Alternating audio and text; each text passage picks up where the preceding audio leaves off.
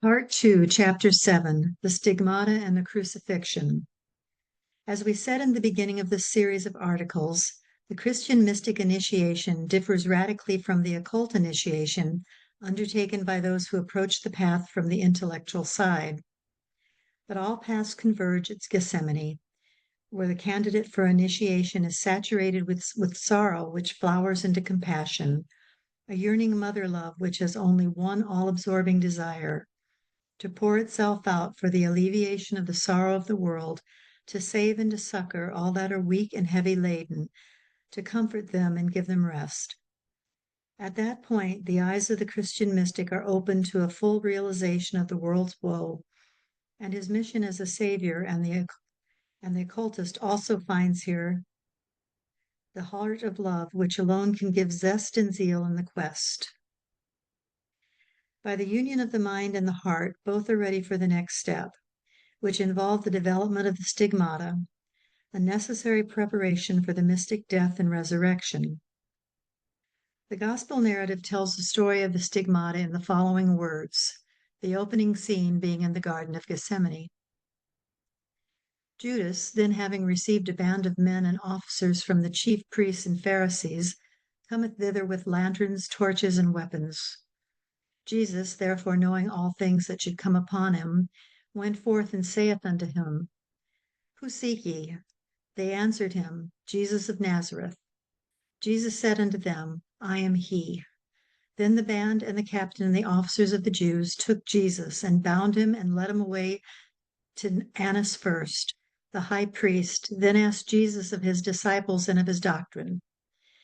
Jesus answereth him, I spake openly to the world. Why askest thou me? And them which heard me, what I have said unto them, behold, they know what I have said. Now Annas had sent him bound unto Caiaphas the high priest. Then they led Jesus from Caiaphas unto the hall of judgment. Pilate then went out unto them, and said, What accusation bring you against this man? They answered and said unto him, If he were not a malefactor, we would not have delivered him up unto thee. Then Pilate entered into the judgment hall again, and called Jesus, and said unto him, Art thou the King of the Jews? Jesus answered him, Sayest thou this the thing of thyself, or did others tell it thee of me? My kingdom is not of this world. If my kingdom were of this world, then would my servants fight that I should not be delivered to the Jews. But now is my kingdom not from hence. Pilate therefore said unto him, Art thou a king then? Jesus answered, Thou sayest that I am a king. To this end was I born, and for this cause came I into the world, that I should bear witness unto the truth. Every one that is of truth heareth my voice. Pilate saith unto him, What is truth? Then he went out again unto the Jews, and saith unto them, I find in him no fault at all. But ye have a custom that I should release unto you one at the Passover. Will ye therefore that I release unto you the King of the Jews? Then cried they all again, saying, Not this man, but Barabbas. Now Barabbas was a robber. Pilate therefore took Jesus and scourged him. And the soldiers platted a crown of thorns and put it on his head. And they put on him a purple robe and said, Hail, King of the Jews. And they smote him with their hands. Pilate therefore went forth again and saith unto them, Behold, I bring him forth unto you, that ye may know that I find no fault in him. Then came Jesus forth, wearing the crown of thorns and the purple robe. And Pilate saith unto them, Behold the man. When the chief priests therefore and officers saw him, they cried out, saying, Crucify him, crucify him. Pilate saith unto them, Take ye him and crucify him, for I find no fault in him. The Jews answered him, We have a law, and by our law he ought to die, because he made himself the Son of God. Pilate sought to release him, but the Jews cried out, saying, If thou let this man go, thou art not Caesar's friend. Whosoever maketh him a king speaketh against Caesar. They cried out, away with him, crucify him. Pilate saith unto them, Shall I crucify your king? The chief priest answers, We have no king but Caesar. Then delivered he them therefore unto them to be crucified. And they took Jesus and led him away. And he, bearing his cross, went forth into a place called the place of the skull, which is in the Hebrew Golgotha, where they crucified him and two others with him, on either side one, and Jesus in the midst. And Pilate wrote a title and put it on the cross, and the writing was, Jesus of Nazareth, the King of the Jews. We have here the account of how the stigmata or punctures were produced in the hero of the Gospels, though the location is not quite correctly described, and the process is representative in a narrative form, differing widely from the manner in which these things really happen. But we stand here before one of the mysteries which must remain sealed for the profane, though the underlying mystical facts are as plain as daylight to those who know. The physical body is not by any means the real man. Tangible, solid, and pulsating with life as we find it, it is really the most dead part of the human being, crystallized into a matrix of finer vehicles which are invisible to our ordinary physical sight. If we place a basin of water in a freezing temperature, the water soon congeals into ice, and when we examine this ice, we find that it is made up of innumerable little crystals having various geometrical forms and lines of demarcation. There are etheric lines of force which were present in the water before it congealed. As the water was hardened and molded along those lines, so our physical bodies have congealed and solidified along the etheric lines of force of our invisible vital body, which is thus in the ordinary course of life inextricably bound to the physical body, waking or sleeping, until death brings dissolution of the tie.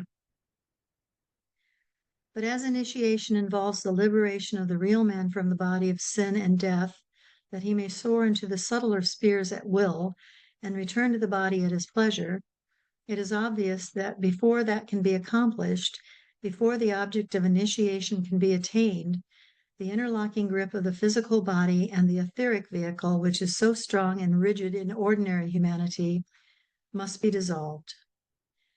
As they are most closely bound together in the palms of the hands, the arches of the feet, and the head, the occult schools concentrate their efforts upon severing the connection at these points and produce the stigmata invisibly. The Christian mystic lacks knowledge of how to perform the act without producing an exterior manifestation. The stigmata develop in him spontaneously by constant contemplation of Christ, and unceasing efforts to imitate him in all things. These exterior stigmata comprise not only the wounds in the hands and feet, and that in the side, but also those impressed by the crown of thorns and the scourging. The most remarkable example of stigmatization is that said to have occurred in 1224 to Francis of Assisi on the mountain of Averno. Being absorbed in contemplation of the Passion, he saw a seraph approaching, blazing with fire and having between its wings the figure of the crucified. St. Francis became aware that in hands, feet, and side he had received externally the marks of crucifixion. These marks continued during the 2 years until his death, and are claimed to have been seen by many eyewitnesses, including Pope Alexander IV. Dominicans disputed the fact, but at length made the same claim for Catherine of Siena, whose stigmata were explained as having at her own request been made invisible to others. The Franciscans appealed to Sixtus IV, who forbade representation of St. Catherine made with the stigmata. Still, the fact of the stigmata is recorded in the Breviary Office, and Benedict XIII granted the Dominicans a feast in commemoration of it. Others, especially women who have the positive vital body, are claimed to have received some or all of the stigmata. The last to be canonized by the Catholic Church for this reason was Veronica Juliana, 1831. More recent cases are those of Anna Catherine Emmerich, who became a nun at Agnettenberg, Lastasia Maria von Merle of Caldera, Louise Ladeau, whose stigmata were said to bleed every Friday, and Mrs. Girling of the Newport Shaker community. But whether the stigmata are visible or invisible, the effect is the same. The spiritual currents generated in the vital body of such a person are so powerful that the body is scourged by them, as it were, particularly in the region of the head, where they produce a feeling akin to that of the crown of thorns. Thus there finally dawns upon the person a full realization that the physical body is a cross which he is bearing, a prison, and not the real man. This brings him to the next step in his initiation, that is, the crucifixion, which is experienced by the development of the other centers in his hands and feet, where the vital body is thus being severed from the dense vehicle. We are told in the gospel story that Pilate placed a sign reading, Jesus Nazarenus Rex Judaeorum, on Jesus' cross, and this is translated in the authorized version to mean Jesus of Nazareth, the King of the Jews. But the initials INRI placed upon the cross represents the names of the four elements in Hebrew: Eam, water; Nur, fire; Ruach, spirit or vital air; and Ibashah, earth. This is the occult key to the mystery of crucifixion, for it symbolizes in the first place the salt, sulfur, mercury, and azoth, which were used by the ancient alchemists to make the philosopher's stone, the universal solvent, the elixir vitae. The two I's, Eam and Ibashah, represent the saline lunar water, A, in a fluidic state holding salt in solution, and B, the coagulated extract of this water, the salt of the earth. In other words, the finer fluidic vehicles of man and his dense body. Nur, in Hebrew, stands for fire and the combustible elements, chief among which are the sulfur and phosphorus so necessary to oxidation, without which warm blood would be an impossibility. The ego under this condition could not function in the body, nor could thought find a material expression. Ruach, is the Hebrew equivalent for the spirit, Azoth functioning in the mercurial mind. Thus the four letters INRI, placed over the cross of Christ according to the gospel story, represent composite man, the thinker, at the point in his spiritual development where he is getting ready for liberation from the cross of his dense vehicle. Proceeding further along the same line of elucidation, we may note that INRI is a symbol of the crucified candidate for the following additional reasons. Eum is the Hebrew word signifying water, the fluidic lunar, moon element, which forms the principal part of the human body, about 57%. This word is also the symbol of the finer fluidic vehicles of desire and emotion. Nur, the Hebrew word signifying fire, is a symbolic representation of the heat-producing, red blood laden with martial Mars iron, fire, and energy, which the occultist sees coursing as a gas through the veins and arteries of the human body, infusing it with energy and ambition, without which there could be neither material nor spiritual progress. It also represents the sulfur and phosphorus necessary for the material manifestation of thought, as already mentioned. Ruach, the Hebrew word for spirit or vital air, is an excellent symbol of the ego closed in the mercurial mercury mind, which makes man man and enables him to control and direct his bodily vehicles and activities in a rational manner. Ibashah is the Hebrew word for earth, representing the solid fleshy part which makes up the cruciform earthy body, crystallized within the finer vehicles at birth and severed from them in the ordinary course of things at death, or in the extraordinary event that we learn to die the mystic death and ascend to the glories of the higher spheres for a time. This stage of the Christian mystic spiritual development therefore involves a reversal of the creative force from its ordinary downward course, where it is wasted in generation to satisfy the passions, to an upward course through the tripartite spinal cord, whose three segments are ruled by the moon, Mars, and Mercury respectively, and where the ray of Neptune then lights the regenerative spinal spirit fire. This mounting upward sets the pituitary body and the pineal gland into vibration, opening up the spiritual sight. And striking the frontal sinus, it starts the crown of thorns throbbing with pain as the bond with the physical body is burned by the sacred spirit fire, which wakes the center from its age-long sleep to a throbbing, pulsating, life sweeping onward to the other centers in the five-pointed stigmatic star. They are also vitalized, and the whole vehicle becomes aglow with a golden glory.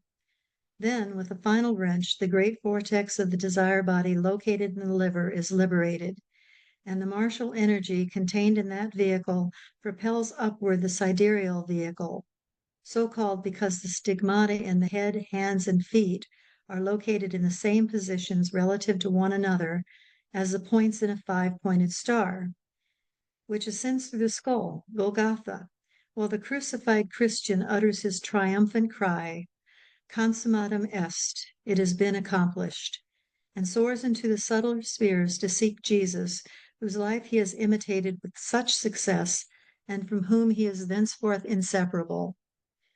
He is his teacher and his guide to the kingdom of Christ, where all shall be united in one body to learn and to practice the religion of the Father, to whom the kingdom will eventually revert, that he may be all in all.